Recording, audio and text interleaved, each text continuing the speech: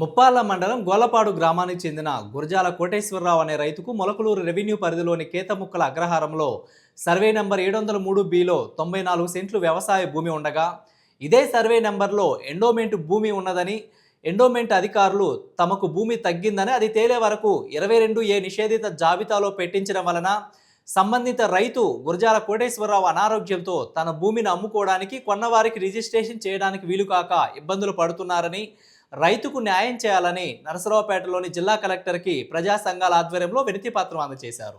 ముప్పాళ్ల మండలం గోళ్లపాడు గ్రామానికి చెందిన గురజాల కోటేశ్వరరావు అనే రైతుకు మొలకలూరు రెవెన్యూ పరిధిలోని కేఅగ్రహారం గ్రామంలో సర్వే నంబర్ 703-B ఈ సర్వే నంబర్ లో 94 సెంట్ల వ్యవసాయ భూమి ఉన్నది. ఈ భూమి ఆయన అనుభవిస్తూ ఆర్థిక ఇబ్బందుల రీత్యా అమ్ముకోవడం జరిగింది.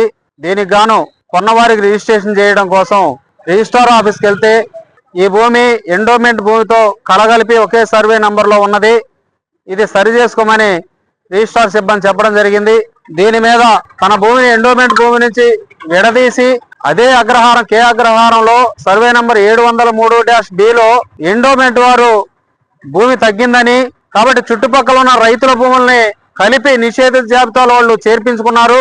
దీనివల్ల చుట్టుపక్కల ఉన్నటువంటి రైతులు భూముల్ని ఏదైనా లావాదేవీలు జరుపుకోవాలన్నా కూడా ఇబ్బందులు పడుతున్న ఈ ఇబ్బందులకు కారణం ఎండోమెంట్ అధికారులే. అయితే ఎండోమెంట్ అధికారులు మా భూమి తగ్గింది, మీరు రెవెన్యూ వారి దగ్గరికి వెళ్ళి మీ భూమి మీరు సబ్ డివిజన్ చేయించుకొని 22A జాబితా నుంచి తొలగించుకోవాలని చెప్పి ఎండోమెంట్ అధికారులు చెబుతా ఉన్నారు.